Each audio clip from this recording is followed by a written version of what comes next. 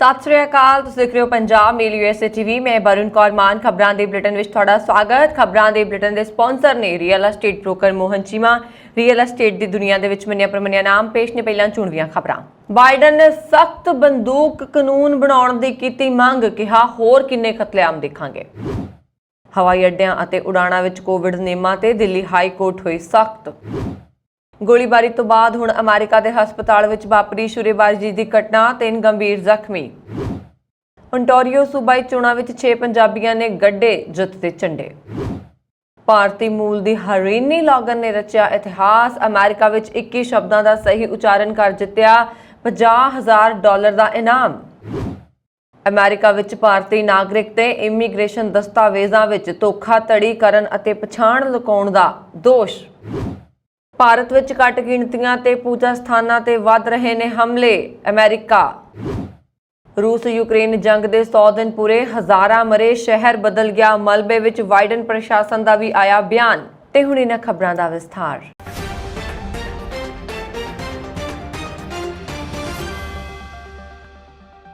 America के राष्ट्रपति जो बाइडन ने वीरवार रात राष्ट्र को संबोधन करते हुए संसद को बंदूक कंट्रोल की दिशा में प्रभावशाली कदम चुकने की अपील की। उन्होंने संसद मैंबरां नूं कहा कि वो देश में लगातार हो रही गोलीबारी दी घटनावां के मद्देनज़र हथियारां की विक्री ते सीमा लगाउण ते विचार कर रहे हैं। व्हाइट हाउस में दिते अपने संबोधन में बाइडन ने कांग्रेस ते सख्त बंदूक कानून बनाउण लई दबाव पाउण की कोशिश की, क्योंकि पिछले हमलिਆਂ तो बाद अजिहियां कोशिशां असफल हो गईयां सन। उन्होंने कहा कि आखिर असीं होर किन्ना कतलेआम देखना चाहुंदे हां। जानकारी होवे कि पिछले हफ्ते टैक्सास के ओवाल दे विच एक प्राइमरी स्कूल विच हुई गोलीबारी विच 18 साला हमलावर ने 19 विद्यार्थियों ते 2 अध्यापकों का गोली मार के कतल कर दिता। उत्थों बुधवार ओकलाहोमा दे तुलसा विच एक बंदूकधारी ने हस्पताल विच 4 लोगों को गोली मारन तो बाद अपने आप नूं गोली मार लई। इस तो पहला 14 मई नूं न्यूयॉर्क के बफेलो विच एक 18 साला गोरे हमलावर ने एक सुपरमार्केट विच गोलीबारी कर दित्ती सी, जिस विच 10 लोगों की मौत हो गई सी ते 3 होर जख्मी हो गए सन। अधिकारियों ने इस घटना को नस्ली हमला दस्या है। बाइडन के संबोधन को अमेरिका के लगभग सारे प्रमुख न्यूज़ चैनलों द्वारा प्रसारित किया गया सी।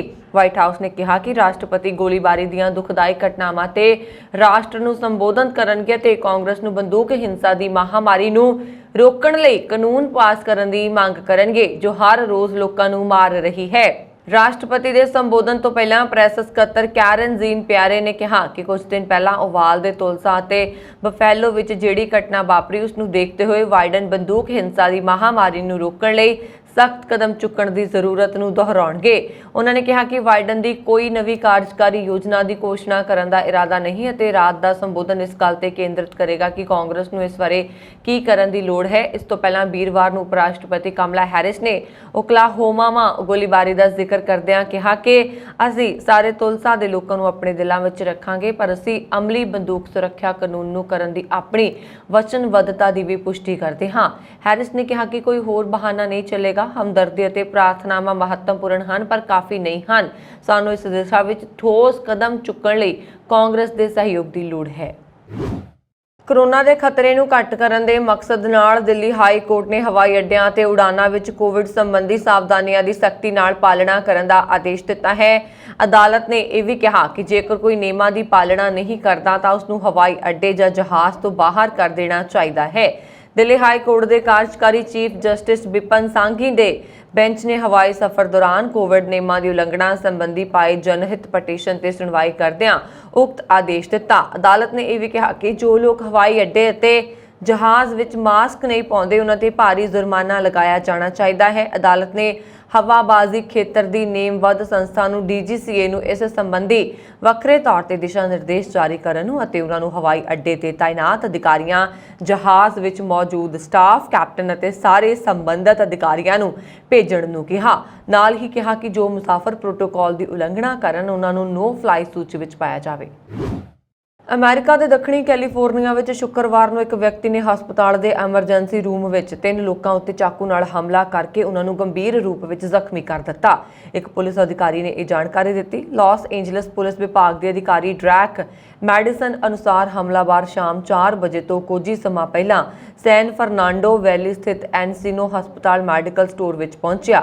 ਉਹਨਾਂ ਨੇ ਕਿਹਾ ਕਿ ਹਮਲਾਵਰ ਨੇ ਘੱਟੋ-ਘੱਟ 2 ਜਾਂ 3 ਮੈਡੀਕਲ ਕਰਮਚਾਰੀਆਂ ਤੇ ਚਾਕੂ ਨਾਲ ਹਮਲਾ ਕੀਤਾ ਅਤੇ ਫਿਰ ਲਗਭਗ 1 ਘੰਟੇ ਤੱਕ ਹਸਪਤਾਲ ਦੇ ਅੰਦਰ ਰਿਹਾ।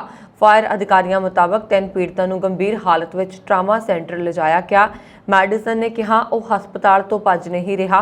ਅਜਿਹਾ ਲੱਗਦਾ ਹੈ ਕਿ ਉਹ ਕਿਸੇ ਹਿੱਸੇ ਵਿੱਚ ਲੁਕਿਆ ਹੋਇਆ ਹੈ ਅਤੇ ਅਧਿਕਾਰੀ ਉਸ ਨਾਲ ਗੱਲ ਕਰਨ ਦੀ ਕੋਸ਼ਿਸ਼ ਕਰ ਰਹੇ ਨੇ। ਇਸ ਤੋਂ 2 ਦਿਨ ਪਹਿਲਾਂ ਹੀ ਇੱਕ ਬੰਦੂਕਧਾਰੀ ਨੇ ਓਕਲਾਹੋਮਾ ਦੇ ਤੁਲਸਾ ਵਿੱਚ ਇੱਕ ਹਸਪਤਾਲ 'ਚ 4 ਲੋਕਾਂ ਦੀ ਹੱਤਿਆ ਕਰਨ ਤੋਂ ਬਾਅਦ ਆਪਣੇ ਆਪ ਨੂੰ ਗੋਲੀ ਮਾਰ ਕੇ ਖੁਦਕੁਸ਼ੀ ਕਰ ਲਈ ਸੀ। ਕੈਨੇਡਾ ਵਿੱਚ ਓਨਟਾਰੀਓ ਸੂਬਾਈ ਵਿਧਾਨ ਸਭਾ ਲਈ ਵੀਰਵਾਰ ਨੂੰ ਹੋਈਆਂ ਚੋਣਾਂ ਵਿੱਚ 6 ਪੰਜਾਬੀਆਂ ਨੇ ਜਿੱਤ ਹਾਸਲ ਕੀਤੀ ਹੈ। ਸਾਰੇ ਜੇਤੂ ਸੱਤਾਧਾਰੀ ਪ੍ਰੋਗਰੈਸਿਵ ਕੰਜ਼ਰਵੇਟਿਵ ਪਾਰਟੀ ਦੇ ਨੇ, ਜਿਸ ਨੇ 124 ਮੈਂਬਰੀ ਸੂਬਾਈ ਸੰਸਦ ਵਿੱਚ 80 ਸੀਟਾਂ ਜਿੱਤ ਕੇ ਆਪਣਾ ਬਹੁਮਤ ਬਰਕਰਾਰ ਰੱਖਿਆ ਹੈ। ਜਿੱਤਣ ਵਾਲੇ 6 ਪੰਜਾਬੀਆਂ ਵਿੱਚ ਬ੍ਰੈਂਪਟਨ ਸਾਊਥ ਤੋਂ ਪ੍ਰਭਮੀਤ ਸਰਕਾਰੀਆ, ਮਿਲਟਨ ਤੋਂ ਪਰਮ ਗਿੱਲ, ਮਿਸੀਸਾਗਾ ਸਟਰੀਟ ਵਿਲੇ ਤੋਂ ਨੀਨਾ ਟਾਂਗਰੀ, ਬ੍ਰੈਂਪਟਨ ਵੈਸਟ ਤੋਂ ਅਮਰਜੋਤ ਸੰਧੂ, ਮਿਸੀਸਾਗਾ ਮਾਲਟਨ ਤੋਂ ਦੀਪਕ ਆਨੰਦ ਅਤੇ ਬ੍ਰੈਂਪਟਨ ਈਸਟ ਤੋਂ ਹਰਦੀਪ ਗਰੇਵਾਲ ਸ਼ਾਮਲ ਨੇ। 4 ਸਾਲ ਪਹਿਲਾਂ ਓਨਟਾਰੀਓ ਵਿੱਚ ਪਹਿਲੇ ਦਸਤਾਰਧਾਰੀ ਸਿੱਖ ਕੈਬਨਿਟ ਮੰਤਰੀ ਬਣੇ 31 ਸਾਲਾ ਪ੍ਰਭਮੀਤ ਸਰਕਾਰੀਆ ਨੇ ਬ੍ਰੈਂਪਟਨ ਸਾਊਥ ਤੋਂ ਆਪਣੀ ਸੀਟ ਬਰਕਰਾਰ ਰੱਖੀ ਹੈ। ਉਹ ਪ੍ਰੀਮੀਅਰ ਡਗ ਫੋਰਡ ਦੇ ਮੰਤਰੀ ਮੰਡਲ ਵਿੱਚ ਖਜ਼ਾਨਾ ਬੋਰਡ ਦੇ ਪ੍ਰਧਾਨ ਸਨ। ਸਰਕਾਰੀਆ ਦਾ ਪਰਿਵਾਰ 1980 ਵਿੱਚ ਅੰਮ੍ਰਿਤਸਰ ਤੋਂ ਕੈਨੇਡਾ ਆ ਗਿਆ ਸੀ। 48 ਸਾਲਾ ਪਰਮ ਗਿੱਲ, ਜੋ ਮੋਗਾ ਦੇ ਰਹਿਣ ਵਾਲੇ ਹਨ, ਨੂੰ ਟੋਰਾਂਟੋ ਦੇ ਬਾਹਰੀ ਇਲਾਕੇ ਮਿਲਟਨ ਤੋਂ ਦੁਬਾਰਾ ਚੁਣਿਆ ਗਿਆ ਹੈ। ਨੀਨਾ ਟਾਂਗਰੀ, ਜੋ ਕਿ ਓਨਟਾਰੀਓ ਦੀ ਸਮਾਲ ਬਿਜ਼ਨਸ ਅਤੇ ਰੈੱਡ ਟੇਪ ਰਿਡਕਸ਼ਨ ਦੀ ਐਸੋਸੀਏਟ ਮੰਤਰੀ ਨੇ, ਵੀ ਮਿਸੀਸਾਗਾ ਸਟਰੀਟਸ ਵਿਲੇ ਤੋਂ ਮੁੜ ਚੁਣੀ ਗਈ ਹੈ। ਨੀਨਾ ਦਾ ਪਰਿਵਾਰ ਜਲੰਧਰ ਦਾ ਰਹਿਣ ਵਾਲਾ ਹੈ। ਸੱਤਾਧਾਰੀ ਪੀਸੀ ਦੇ ਅਮਰਜੋਤ ਸੰਧੂ ਨੇ ਵੀ ਬ੍ਰੈਂਪਟਨ ਵੈਸਟ ਤੋਂ ਆਪਣੀ ਸੀਟ ਬਰਕਰਾਰ ਰੱਖੀ ਅਤੇ ਮਿਸੀਸਾਗਾ ਮਾਲਟਨ ਤੋਂ ਦੀਪਕ ਆਨੰਦ ਚੁਣੇ ਗਏ।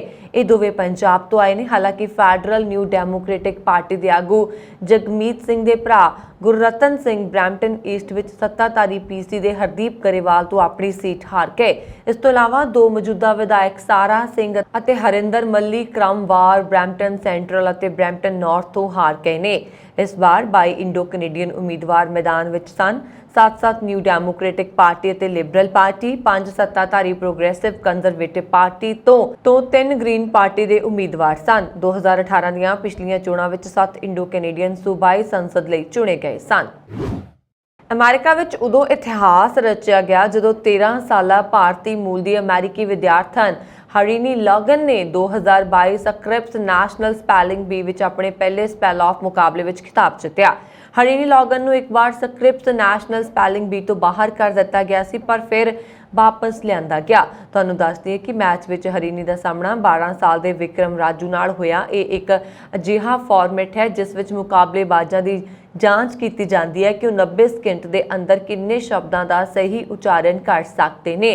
ਟੈਕਸਾਸ ਦੇ ਸੈਨ ਐਂਟੋਨੀਓ ਦੀ 13 ਸਾਲਾ ਹਰੀਨੀ ਲੌਗਨ ਨੇ ਇਸ ਜਿੱਤ ਤੋਂ $50,000 ਦਾ ਇਨਾਮ ਜਿੱਤਿਆ। ਇਹ ਇਨਾਮੀ ਰਾਸ਼ੀ ਮੈਰੀਅਮ ਵੈਬਸਟਰ ਅਤੇ ਐਨਸਾਈਕਲੋਪੀਡੀਆ ਬ੍ਰਿਟੈਨਿਕਾ ਤੋਂ ਵੀ ਪ੍ਰਦਾਨ ਕੀਤੀ ਜਾਂਦੀ ਹੈ, ਜਦਕਿ ਡੈਨਵਰ ਨੇ 12 ਸਾਲਾ ਵਿਕਰਮ ਰਾਜੂ ਨੇ ਦੂਜੇ ਸਥਾਨ ਤੇ ਪੁਰਸਕਾਰ $25,000 ਹਾਸਲ ਕੀਤਾ।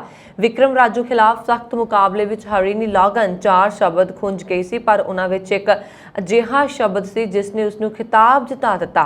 ਹਰੀਨੀ ਨੇ 26 ਵਿੱਚੋਂ 21 ਸ਼ਬਦਾਂ ਦਾ ਸਹੀ ਉਚਾਰਨ ਕੀਤਾ, ਜਦਕਿ ਵਿਕਰਮ ਨੇ 19 ਵਿੱਚੋਂ 15 ਸ਼ਬਦਾਂ ਦਾ ਸਹੀ ਉਚਾਰਨ ਕੀਤਾ। ਉਹਨਾਂ ਨੇ ਮੁਕਾਬਲੇ ਵਿੱਚ ਚੋਟੀ ਦੇ ਸਥਾਨਾਂ ਦਾ ਦਾਅਵਾ ਕੀਤਾ, ਜਿਸ ਵਿੱਚ 94 ਸਾਲਾਨਾ ਸਕ੍ਰਿਪਸ ਨੈਸ਼ਨਲ ਸਪੈਲਿੰਗ ਬੀ ਲਈ ਪੂਰੇ ਸੰਯੁਕਤ ਰਾਜ ਤੋਂ 7 ਤੋਂ 15 ਸਾਲ ਦੀ ਉਮਰ ਦੇ ਸਪੈਲਰ ਸਨ। ਇਸ ਸਾਲ ਦਾ ਮੁਕਾਬਲਾ ਨੈਸ਼ਨਲ ਹਾਰਬਰ ਮੈਰੀਲੈਂਡ ਵਿੱਚ ਆਯੋਜਿਤ ਕੀਤਾ ਗਿਆ। ਪਹਿਲੇ ਟ੍ਰਾਇਲ ਬ੍ਰੇਕਰ ਵਿੱਚ ਹਰੇਕ ਪ੍ਰਤੀਯੋਗੀ ਕੋਲ ਵੱਧ ਤੋਂ ਵੱਧ ਸ਼ਬਦ ਨੂੰ ਸਹੀ ਢੰਗ ਨਾਲ ਸਪੈਲ ਕਰਨ ਲਈ 90 ਸਕਿੰਟ ਦਾ ਸਮਾਂ ਸੀ। ਦੋਵਾਂ ਕੋਲ ਇਹ ਦਰਸਾਉਣ ਲਈ ਪੜ੍ਹੇ ਗਏ ਸ਼ਬਦਾਂ ਦੀ ਇੱਕੋ ਜਿਹੀ ਸੂਚੀ ਸੀ ਕਿ ਉਹ ਅਗਲੇ ਸ਼ਬਦ ਤੇ ਜਾਣ ਲਈ ਤਿਆਰ ਸਨ। ਲੌਗਨ ਸੈਨ ਐਂਟੋਨੀਓ ਦੇ ਮੌਂਟੇਸਰੀ ਸਕੂਲ ਵਿੱਚ 8ਵੀਂ ਜਮਾਤ ਦੀ ਵਿਦਿਆਰਥਣ ਹੈ। ਉਸ ਨੂੰ ਰਚਨਾਤਮਕ ਲਿਖਣਾ ਪਸੰਦ ਹੈ ਅਤੇ ਉਹ ਹਾਈ ਸਕੂਲ ਵਿੱਚ ਇੱਕ ਕਿਤਾਬ ਪ੍ਰਕਾਸ਼ਿਤ ਕਰਨ ਦੀ ਯੋਜਨਾ ਵੀ ਬਣਾ ਰਹੀ ਹੈ। ਅਮਰੀਕਾ ਵਿੱਚ ਇੱਕ ਭਾਰਤੀ ਨਾਗਰਿਕ ਤੇ ਇਮੀਗ੍ਰੇਸ਼ਨ ਦਸਤਾਵੇਜ਼ਾਂ ਵਿੱਚ ਧੋਖਾਧੜੀ ਕਰਨ ਅਤੇ ਪਛਾਣ ਲੁਕਾਉਣ ਦਾ ਦੋਸ਼ ਲੱਗਾ ਹੈ। ਇਹ ਇੱਕ ਅਮਰੀਕੀ ਵਕੀਲ ਨੇ ਜਾਣਕਾਰੀ ਦਿੱਤੀ ਹੈ। ਅਮਰੀਕੀ ਅਟਾਰਨੀ ਫਿਲਿਪ ਸੈਲਿੰਗਰ ਨੇ ਵੀਰਵਾਰ ਨੂੰ ਕਿਹਾ ਕਿ ਪੱਛਮੀ ਬੰਗਾਲ ਦੇ 30 ਸਾਲਾ ਰੋਹਿਤ ਕੁਮਾਰ ਤੇ ਫਰਜ਼ੀ ਅਤੇ ਧੋਖਾਧੜੀ ਵਾਲੇ ਇਮੀਗ੍ਰੇਸ਼ਨ ਦਸਤਾਵੇਜ਼ ਜਮ੍ਹਾਂ ਕਰਨ ਅਤੇ ਪਛਾਣ ਲੁਕਾਉਣ ਦੇ 6 ਦੋਸ਼ ਨੇ। ਇਮੀਗ੍ਰੇਸ਼ਨ ਦਸਤਾਵੇਜ਼ ਧੋਖਾਧੜੀ ਦੇ ਹਰੇਕ ਜੁਰਮ ਲਈ 10 ਸਾਲ ਤੱਕ ਜੇਲ੍ਹ ਦੀ ਸਜ਼ਾ ਅਤੇ ਵੱਧ ਤੋਂ ਵੱਧ 2,50,000 ਅਮਰੀਕੀ ਡਾਲਰ ਦੇ ਜੁਰਮਾਨੇ ਦੀ ਵਿਵਸਥਾ ਹੈ। ਉੱਥੇ ਹੀ ਪਛਾਣ ਲੁਕਾਉਣ ਦੇ ਹਰੇਕ ਮਾਮਲੇ ਵਿੱਚ 2 ਸਾਲ ਜੇਲ੍ਹ ਦੀ ਸਜ਼ਾ ਦਿੱਤੀ ਜਾਂਦੀ ਹੈ। ਨਾਲ ਹੀ ਵੱਧ ਤੋਂ ਵੱਧ 2,50,000 ਅਮਰੀਕੀ ਡਾਲਰ ਦਾ ਜੁਰਮਾਨਾ ਵੀ ਲਗਾਇਆ ਜਾ ਸਕਦਾ ਹੈ। ਇਸ ਮਾਮਲੇ ਵਿੱਚ ਦਾਇਰ ਦਸਤਾਵੇਜ਼ਾਂ ਅਤੇ ਅਦਾਲਤ ਵਿੱਚ ਦਿੱਤੇ ਗਏ ਬਿਆਨਾਂ ਮੁਤਾਬਕ ਕੁਮਾਰ ਨੇ ਦੁਨੀਆ ਦੀ ਸਭ ਤੋਂ ਵੱਡੀ ਸੂਚਨਾ ਟੈਕਨੋਲੋਜੀ ਕੰਪਨੀਆਂ ਵਿੱਚ ਇੱਕ ਲਈ ਤਰੀਕ ਭਾਰਤ ਵਿੱਚ ਕਈ ਸਾਲਾਂ ਤੱਕ ਕੰਮ ਕੀਤਾ। ਦਸਤਾਵੇਜ਼ ਵਿੱਚ ਕਿਹਾ ਗਿਆ ਹੈ ਕਿ ਇਸ IT ਕੰਪਨੀ ਨੇ ਇੱਕ ਇਲੈਕਟ੍ਰਿਕ ਯੂਟਿਲਿਟੀ ਕੰਪਨੀ ਨਾਲ ਸਮਝੌਤਾ ਕੀਤਾ ਜੋ ਨਿਊ ਜਰਸੀ ਵਿੱਚ ਸੀ ਅਤੇ ਦੱਖਣੀ ਨਿਊ ਜਰਸੀ ਸਮੇਤ ਕਈ ਸਥਾਨਾਂ ਤੇ ਪਰਮਾਣੂ ਊਰਜਾ ਕੇਂਦਰਾਂ ਦੀ ਮਲਕੀਅਤ ਅਤੇ ਸੰਚਾਲਨ ਕਰਦੀ ਸੀ। ਇਕਰਾਰਨਾਮੇ ਦੇ ਤਹਿਤ IT ਕੰਪਨੀ ਨੇ ਨਿਊ ਜਰਸੀ ਕੰਪਨੀ ਨੂੰ ਸੇਵਾਵਾਂ ਪ੍ਰਦਾਨ ਕੀਤੀਆਂ।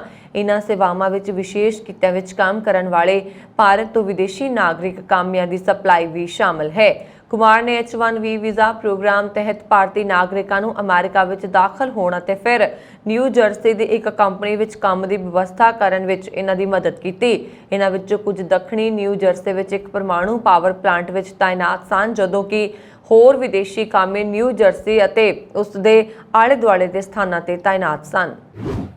ਅਮਰੀਕਾ ਦੇ ਵਿਦੇਸ਼ ਮੰਤਰੀ ਟੋਨੀ ਬਲਿੰਕਨ ਨੇ ਕਿਹਾ ਹੈ ਕਿ ਭਾਰਤ ਵਿੱਚ ਘੱਟ ਗਿਣਤੀ ਲੋਕਾਂ ਅਤੇ ਧਾਰਮਿਕ ਸਥਾਨਾਂ ਤੇ ਹਮਲੇ ਵੱਧ ਰਹੇ ਨੇ। ਉਹਨਾਂ ਨਾਲ ਹੀ ਪ੍ਰਤੀਬੱਧਤਾ ਪ੍ਰਗਟ ਕਰਦਿਆਂ ਕਿਹਾ ਕਿ ਅਮਰੀਕਾ ਦੁਨੀਆ ਭਰ ਵਿੱਚ ਧਾਰਮਿਕ ਆਜ਼ਾਦੀ ਲਈ ਖੜਾ ਰਹੇਗਾ।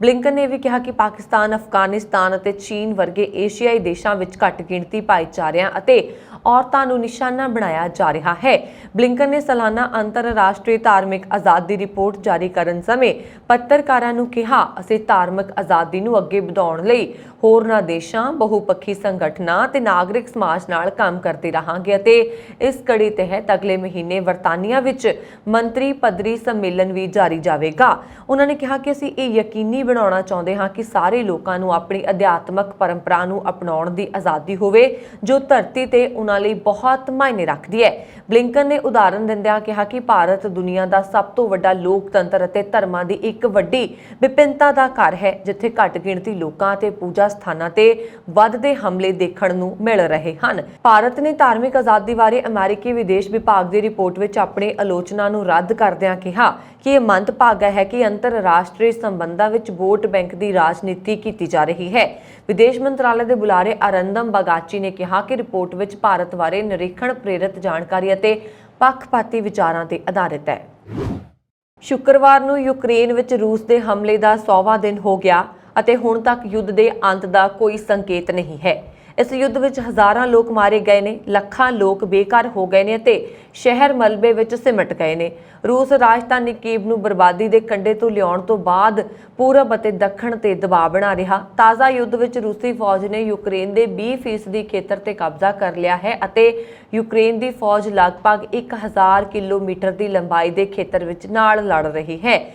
ਇਹ ਜਾਣਕਾਰੀ ਯੂਕਰੇਨ ਦੇ ਰਾਸ਼ਟਰਪਤੀ ਜ਼ੈਲੈਂਸਕੀ ਨੇ ਵੀਡੀਓ ਲਿੰਕ ਰਾਹੀਂ ਲਕਸਮਬਰਗ ਦੀ ਸੰਸਦ ਨੂੰ ਸੰਬੋਧਨ ਕਰਦਿਆਂ ਦਿੱਤੀ।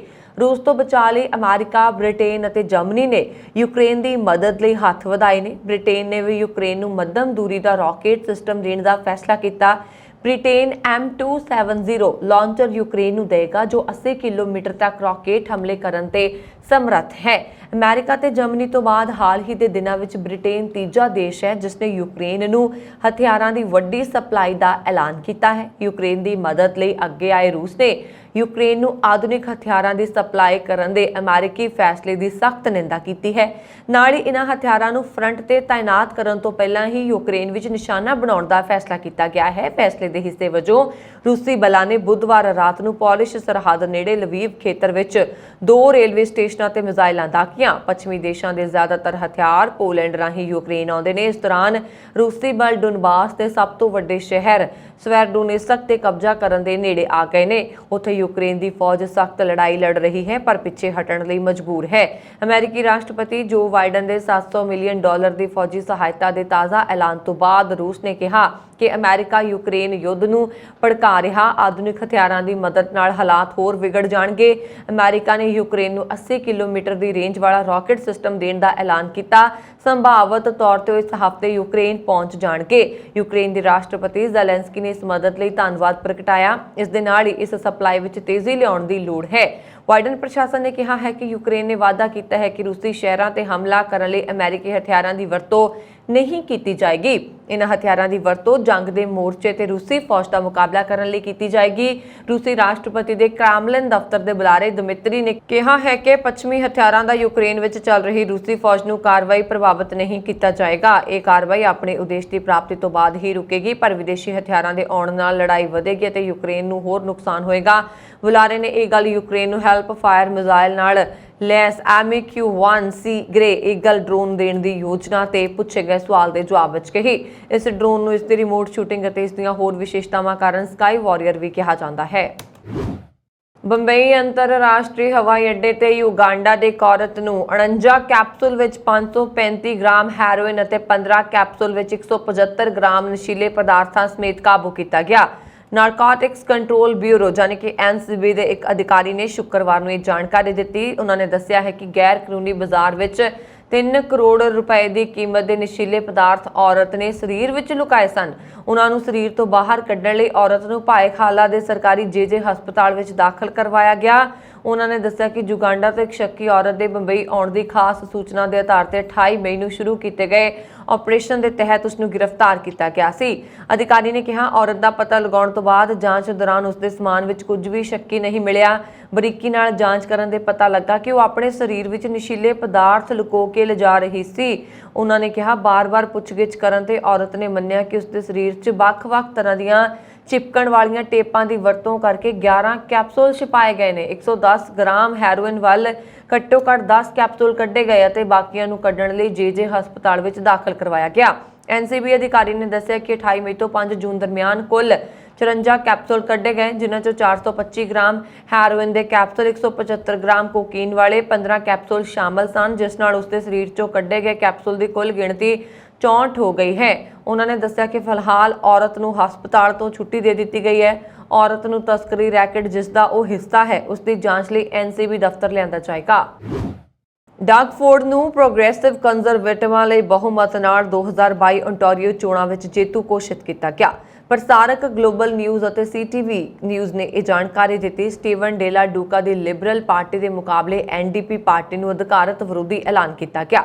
ਜਦੋਂ ਲੀਡਰਸ਼ਿਪ ਦਾ ਫੈਸਲਾ ਕੀਤਾ ਜਾਣਾ ਹੈ ਤਾਂ ਓਨਟਾਰੀਓ ਦੇ ਲੋਕ ਇਹ ਦੇਖ ਰਹੇ ਨੇ ਕਿ ਪਾਰਟੀ ਦੇ ਨੇਤਾ ਦੀ ਵੌਨ ਵੁਡਬ੍ਰਿਜ ਰਾਈਡਿੰਗ ਸਮੇਤ ਪਾਰਟੀ ਕੋਲ ਮੌਜੂਦਾ 7 ਸੀਟਾਂ ਵਿੱਚੋਂ ਲਿਬਰਲ ਕਿੰਨੀਆਂ ਸੀਟਾਂ ਹਾਸਲ ਕਰ ਸਕਦੇ ਨੇ। ਕੈਨੇਡੀਅਨ ਬ੍ਰਾਡਕਾਸਟਿੰਗ ਕਾਰਪੋਰੇਸ਼ਨ ਦਾ ਅਨੁਮਾਨ ਹੈ ਕਿ ਪ੍ਰੋਗਰੈਸਿਵ ਕੰਜ਼ਰਵੇਟਿਵ ਸੂਬਾਈ ਵਿਧਾਨ ਸਭਾ ਦੀਆਂ 124 ਸੀਟਾਂ ਵਿੱਚ ਘੱਟੋ-ਘੱਟ 83 ਸੀਟਾਂ ਜਿੱਤਣ ਦੇ ਰਾਹ ਤੇ ਸਨ। ਪਿਛਲੀ ਵਿਧਾਨ ਸਭਾ ਵਿੱਚ ਪਾਰਟੀ ਕੋਲ 67 ਸੀਟਾਂ ਸਨ। ਦੁਨੀਆ ਵਿੱਚ ਮੰਕੀ-ਪੌਕਸ ਦੇ ਮਰੀਜ਼ਾਂ ਦੀ ਗਿਣਤੀ 600 ਦੇ ਨੇੜੇ ਪੁੱਜਣ ਦਰਮਿਆਨ ਕੈਨੇਡਾ ਦੇ ਤੀਜੇ ਸੂਬੇ ਵਿੱਚ ਮੰਕੀ-ਪੌਕਸ ਦਾ ਮਰੀਜ਼ ਸਾਹਮਣੇ ਆ ਗਿਆ। ਐਲਬਰਟਾ ਦੀ ਮੁੱਖ ਸਿਹਤ ਅਫਸਰ ਡਾਕਟਰ ਡੀਨਾ ਹਿੰਸ਼ਾ ਨੇ ਪਹਿਲੇ ਮਰੀਜ਼ ਦੀ ਪੁਸ਼ਟੀ ਕਰ ਦਿੱਤੀ। ਉਹਨਾਂ ਨੇ ਦੱਸਿਆ ਕਿ ਐਲਬਰਟਾ ਵਾਲਾ ਮਰੀਜ਼ ਸੂਬੇ ਤੋਂ ਬਾਹਰ ਮੌਜੂਦ ਵਾਇਰਸ ਤੋਂ ਪੀੜਤ ਸ਼ਖਸ ਦੇ ਸੰਪਰਕ ਵਿੱਚ ਆਇਆ ਸੀ ਅਤੇ ਇਕੱਲਾ ਮਾਮਲਾ ਹੀ ਮਹਿਸੂਸ ਹੋ ਰਿਹਾ ਸੀ। ਯੂਰੋਪੀਅਨ ਯੂਨੀਅਨ ਨੇ ਕਿਹਾ ਹੈ ਕਿ ਉਸਨੇ ਯੂਕਰੇਨ ਵਿੱਚ ਅਤਿਆਚਾਰਾਂ ਨਾਲ ਜੁੜੇ ਰੂਸੀ ਫੌਜੀ ਅਧਿਕਾਰੀਆਂ ਨੂੰ ਨਿਸ਼ਾਨਾ ਬਣਾਉਂਦੇ ਹੋਏ ਨਵੀਆਂ ਪਾਬੰਦੀਆਂ ਲਗਾਈਆਂ ਨੇ, ਜਿਨ੍ਹਾਂ ਵਿੱਚ ਬੂਚਾ 'ਚ ਜੰਗ ਅਪਰਾਧ ਅਤੇ ਮਾਰੀਓਪੋਲ ਦੀ ਘੇਰਾਬੰਦੀ ਦੇ ਦੋਸ਼ੀ ਉੱਚ ਅਧਿਕਾਰੀ ਸ਼ਾਮਲ ਨੇ। EU ਨੇ 65 ਲੋਕਾਂ ਦੀ ਜਾਇਦਾਦ ਤੇ ਰੋਕ ਲਗਾ ਦਿੱਤੀ ਹੈ ਅਤੇ ਉਹਨਾਂ ਦੀ ਯਾਤਰਾ ਤੇ ਵੀ ਪਾਬੰਦੀ ਲਗਾ ਦਿੱਤੀ ਹੈ। ਯੂਰੋਪੀਅਨ ਯੂਨੀਅਨ ਸਾਲ 2014 ਤੋਂ ਯੂਕਰੇਨ ਵਿੱਚ ਰੂਸੀ ਕਾਰਵਾਈ ਨੂੰ ਲੈ ਕੇ ਰਾਸ਼ਟਰਪਤੀ ਵਲਾਦੀਮੀਰ ਪੁਤਿਨ, ਕ੍ਰੈਮਲਿਨ ਸਮਰਥਿਤ ਵਰਗਾਂ ਤੇ ਹੋਰ ਚੋਟੀ ਦੇ ਅਧਿਕਾਰੀਆਂ ਸਮੇਤ ਲਗਭਗ ਹੋਰ ਲੋਕਾਂ ਨੂੰ ਨਿਸ਼ਾਨਾ ਬਣਾ ਚੁੱਕਿਆ ਹੈ। ਅਦਾਲਤ ਨੇ ਕਥਿਤ ਚੀਨੀ ਵੀਜ਼ਾ ਘੁਟਾਲੇ ਦੇ ਮਾਮਲੇ ਵਿੱਚ ਐਨਫੋਰਸਮੈਂਟ ਡਾਇਰੈਕਟੋਰੇਟ ਵੱਲੋਂ ਦਰਜ ਕੇਸ ਵਿੱਚ ਕਾਂਗਰਸ ਦੇ ਸੰਸਦ ਮੈਂਬਰ ਕਾਰਤੀ ਚਿਦੰਬਰਮ ਦੀ ਅਰਜ਼ੀ ਤੇ ਪੇਸ਼ਗੀ ਜ਼ਮਾਨਤ ਦੇਣ ਤੋਂ ਇਨਕਾਰ ਕਰ ਦਿੱਤਾ। ਵਿਸ਼ੇਸ਼ ਜੱਜ MK ਨਾਗਪਾਲ ਨੇ ਕਾਰਤੀ ਨੂੰ ਰਾਹਤ ਦੇਣ ਤੋਂ ਇਨਕਾਰ ਕਰਦਿਆਂ ਕਿਹਾ ਕਿ ਉਸ ਦੀ ਅਰਜ਼ੀ ਵਿੱਚ ਅਜਿਹਾ ਕੁਝ ਨਹੀਂ ਸੀ ਜਿਸ ਨਾਲ ਉਸ ਨੂੰ ਪੇਸ਼ਗੀ ਜ਼ਮਾਨਤ ਦਿੱਤੀ ਜਾ ਸਕੇ। ਈਡੀ ਨੇ ਪਿਛਲੇ ਦਿਨੀ ਕਾਰਤੀ ਅਤੇ ਹੋਰਨਾਂ ਖਿਲਾਫ ਭ੍ਰਿਸ਼ਟਾਚਾਰ ਦਾ ਇੱਕ ਹੋਰ ਕੇਸ ਦਰਜ ਕੀਤਾ। ਇਹ ਕੇਸ 2011 ਵਿੱਚ 2063 ਚੀਨੀ ਨਾਗਰਿਕਾਂ ਨੂੰ ਵੀਜ਼ਾ ਜਾਰੀ ਕਰਵਾਉਣ ਨਾਲ ਸੰਬੰਧਿਤ ਹੈ। ਇਹ ਵੀਜ਼ੇ ਉਸ ਸਮੇਂ ਦਿੱਤੇ ਗਏ ਸਨ ਜਦੋਂ ਕਾਰਤੀ ਦਾ ਪਿਤਾ ਪੀ ਚਿਦੰਬਰਮ ਕੇਂਦਰੀ ਗ੍ਰਹਿ ਮੰਤਰੀ ਸੀ।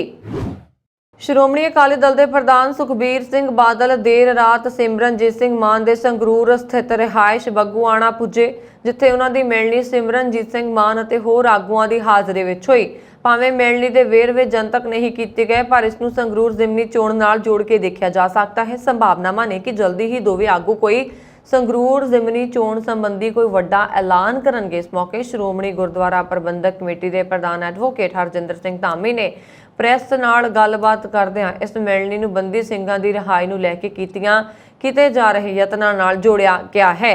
ਅਸੀਂ ਸਿਮਰਨਜੀਤ ਸਿੰਘ ਮਾਨ ਨਾਲ ਮੁਲਾਕਾਤ ਕਰਨ ਆਏ ਸੀ। ਇਸ ਮੌਕੇ ਉਹਨਾਂ ਨਾਲ ਪ੍ਰੇਮ ਸਿੰਘ ਚੰਦੂ ਮਾਨਸਰਾ, ਬਲਵਿੰਦਰ ਸਿੰਘ ਭੁੰਦੜ ਆਦਿ ਵੀ ਸ਼ਾਮਲ ਸਨ।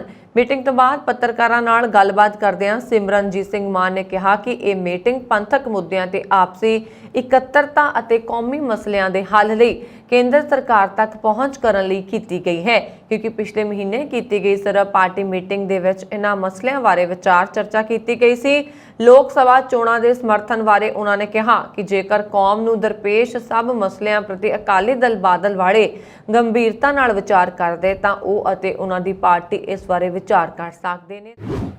ਸ੍ਰੀ ਅਕਾਲ ਤਖਤ ਸਾਹਿਬ ਦੇ ਜਥੇਦਾਰ ਸਾਹਿਬ ਗਿਆਨੀ ਹਰਪ੍ਰੀਤ ਸਿੰਘ ਨੂੰ ਕੇਂਦਰ ਸਰਕਾਰ ਵੱਲੋਂ ਜੈਡ ਸੁਰੱਖਿਆ ਮੁਹੱਈਆ ਕਰਵਾਉਣ ਤੇ ਜਥੇਦਾਰ ਨੇ ਕੇਂਦਰ ਸਰਕਾਰ ਦਾ ਧੰਨਵਾਦ ਕੀਤਾ। ਉਹਨਾਂ ਨੇ ਕਿਹਾ ਕਿ ਕੇਂਦਰ ਸਰਕਾਰ ਨੇ ਸ੍ਰੀ ਅਕਾਲ ਤਖਤ ਸਾਹਿਬ ਦੇ ਸਤਿਕਾਰ ਵਜੋਂ ਜੋ ਉਹਨਾਂ ਲਈ ਜੈਡ ਸੁਰੱਖਿਆ ਮੁਹੱਈਆ ਕਰਵਾਉਣ ਦਾ ਫੈਸਲਾ ਲਿਆ, ਉਸ ਲਈ ਉਹ ਕੇਂਦਰ ਸਰਕਾਰ ਦਾ ਧੰਨਵਾਦ ਕਰਦੇ ਨੇ। ਪਰ ਪੰਜਾਬ ਅਤੇ ਪੰਜਾਬ ਤੋਂ ਬਾਹਰ ਜਾਂ ਵਿਦੇਸ਼ਾਂ ਵਿੱਚ ਸੰਗਤਾਂ ਨਾਲ ਵਿਚਾਰ ਅਤੇ ਧਰਮ ਦੇ ਪ੍ਰਚਾਰ ਪ੍ਰਸਾਰ ਸਮੇਂ ਜੈਡ ਸੁਰੱਖਿਆ ਰੱਖਣਾ ਵਾਜਬ ਨਹੀਂ। ਉਹਨਾਂ ਨੇ ਕਿਹਾ ਕਿ ਸੰਗਤਾਂ ਉਹਨਾਂ ਦੇ ਨਾਲ ਨੇੜਿਓਂ ਹੋ ਕੇ ਮਿਲਦੀਆਂ ਨੇ, ਜੋ ਕਿ ਜੈਡ ਸੁਰੱਖਿਆ ਨਾਲ ਇਸ ਤਰ੍ਹਾਂ ਹੋਣਾ ਸੰਭਵ ਨਹੀਂ ਹੈ। ਉਹਨਾਂ ਲਈ ਕੇਂਦਰ ਸਰਕਾਰ ਨੇ ਜੈਡ ਸੁਰੱਖਿਆ ਦਾ ਜੋ ਫੈਸਲਾ ਲਿਆ ਹੈ ਉਸ ਲਈ ਉਹ ਧੰਨਵਾਦ ਕਰਦੇ ਨੇ ਤੇ ਕੇਂਦਰ ਸਰਕਾਰ ਨੂੰ ਕਹਿੰਦੇ ਨੇ ਕਿ ਜੈਡ ਸੁਰੱਖਿਆ ਦਾ ਫੈਸਲਾ ਮੁਲਤਵੀ ਕੀਤਾ ਜਾਏ। ਪੰਜਾਬ ਵਿੱਚ ਸ਼ੁੱਕਰਵਾਰ ਤੋਂ ਲੂ ਚੱਲਣ ਦਾ ਦੌਰ ਮੁੜ ਸ਼ੁਰੂ ਹੋ ਗਿਆ ਹੈ। ਦਰਅਸਲ ਮੌਸਮ ਸਾਫ਼ ਹੋਣ ਅਤੇ ਤਾਪਮਾਨ ਵਧਣ ਕਾਰਨ ਹੀਟ ਵੇਵ ਦੀ ਸਥਿਤੀ ਬਣ ਗਈ ਹੈ। ਅਜਿਹੇ ਵਿੱਚ ਭਾਰਤੀ ਮੌਸਮ ਵਿਭਾਗ ਨੇ ਸ਼ੁੱਕਰਵਾਰ ਅਤੇ ਸ਼ਨੀਵਾਰ ਨੂੰ ਦੱਖਣੀ ਪੰਜਾਬ ਵਿੱਚ ਲੂ ਚੱਲਣ ਦੀ ਸੰਭਾਵਨਾ ਜਤਾਈ ਹੈ। ਇਸ ਦਾ ਮਤਲਬ ਹੈ ਕਿ ਅਗਲੇ ਕੁਝ ਦਿਨਾਂ ਤੱਕ ਲੋਕਾਂ ਨੂੰ ਗਰਮੀ ਝੱਲਣੀ ਪਏਗੀ। ਇਹ ਕਹਿਰ 12-13 ਜੂਨ ਤੱਕ ਜਾਰੀ ਰਹਿ ਸਕਦਾ ਹੈ। ਇਸ ਤੋਂ ਪਹਿਲਾਂ ਵੀਰਵਾਰ ਨੂੰ ਵੀ ਗਰਮੀ ਦਾ ਕਹਿਰ ਜ਼ੋਰਦਾਰ ਰਿਹਾ, ਜਿਸ ਕਾਰਨ ਹਾਲ ਬੇਹਾਲ ਬਣਿਆ ਰਿਹਾ। ਵੀਰਵਾਰ ਨੂੰ ਪੰਜਾਬ ਵਿੱਚ ਸਭ ਤੋਂ ਵੱਧ ਤਾਪਮਾਨ ਬਠਿੰਡਾ 'ਚ 44.8 ਡਿਗਰੀ ਸੈਲਸੀਅਸ ਤੱਕ ਦਰਜ ਕੀਤਾ ਗਿਆ।